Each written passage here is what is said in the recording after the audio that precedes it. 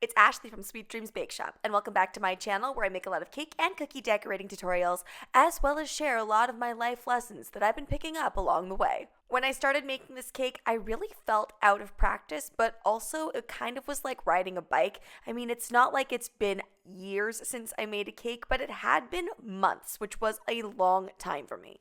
But I did all the classic things that I normally do, like make Italian meringue buttercream. If you want to know how I make my Italian meringue buttercream, you can check out this video in the upper right-hand corner. And I wanted to add a lot of chocolate to this cake. I was told she wanted a chocolate cake, so I decided to go with chocolate cake, chocolate buttercream, and chocolate ganache because I love triple chocolate. I've known for quite a few years that you should always add some sort of sugar syrup to your cakes, but ever since I went on cross-country Cake Off and they were all about the sugar syrups, I always add it in now, especially when I'm making a fondant tiered cake because it's unlikely that it's going to get all eaten at once, and I want to maintain that moisture as much as possible. In order to really enhance that chocolate flavor and to deepen it, I love adding espresso. So I added some instant espresso powder to my simple sugar syrup mixture, which really is just a 1-to-1 ratio of warm water and granulated sugar. Then I put some delicious chocolate ganache into each layer of the cake, also with a ring of buttercream around the edge just to make sure that none of that leaked out. I went with a ratio of chocolate that was just a little bit lower this time so that the ganache would stay a little bit more creamy. One of my biggest struggles with this cake was that I wanted to make things extra tall, but I didn't have cake boards to put in between. I'm running really low on supplies because I don't know what is going on with my housing situation, so I keep not really stocking up on a lot of things, which means that I've had to improvise a lot. So things were slipping and sliding about, and I kind of made a rookie mistake here because, again, like I said, slightly out of practice. What I really should have done was I should have just done my filling, my rings of buttercream and all of that, and then just put it into the fridge directly just to solidify before doing the outer coating. I did have to end up putting in straws into both layers of these cakes just to keep things together.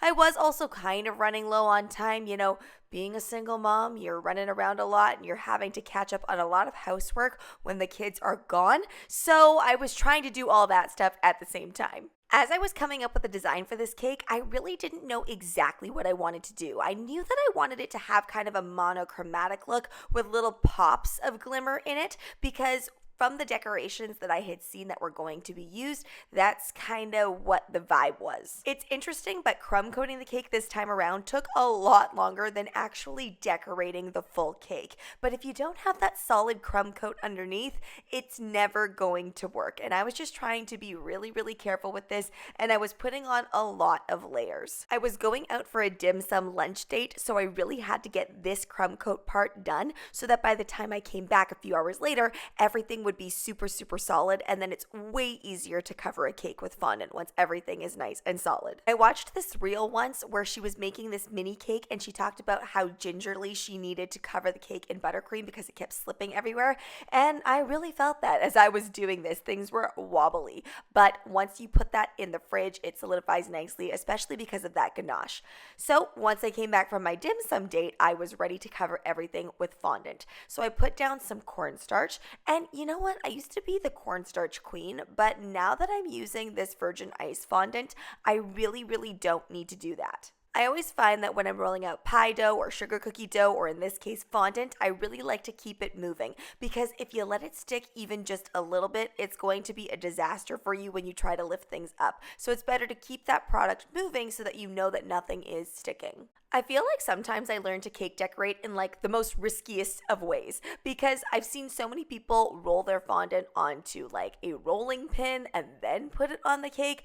I just kind of grab that fondant and I put it right over top. I kind of like this way because then it really lets me know if I have enough fondant rolled out to actually cover the cake.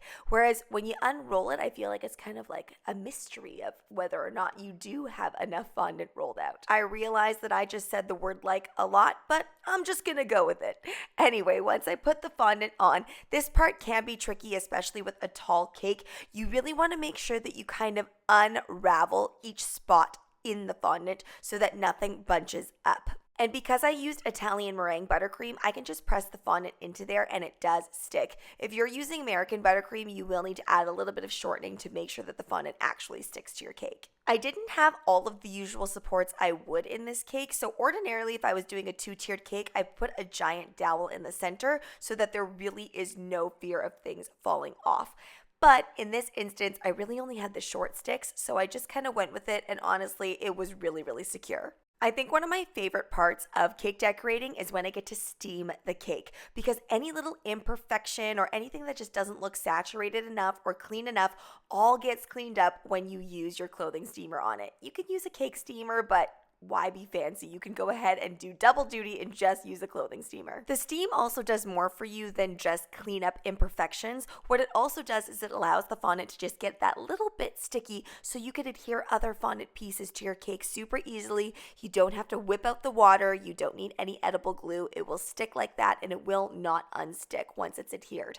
I also love that if you're adding anything like edible glitter, it sticks really, really well to that freshly steamed cake. I originally just wanted to leave this a cut bottom, but I messed up a little. So there was some nicks on the bottom. I had to put a little border on there.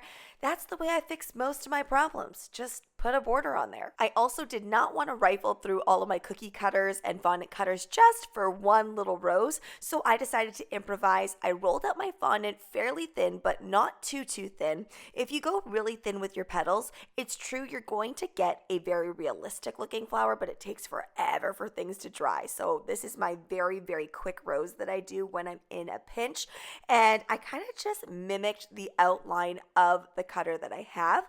And then I thinned out the edges of the petals. I don't want to thin too much towards the center of the rose because then it's not going to stand up on its own. This is also why I like wearing gloves while cake decorating, because it automatically creates a base in which I can do this.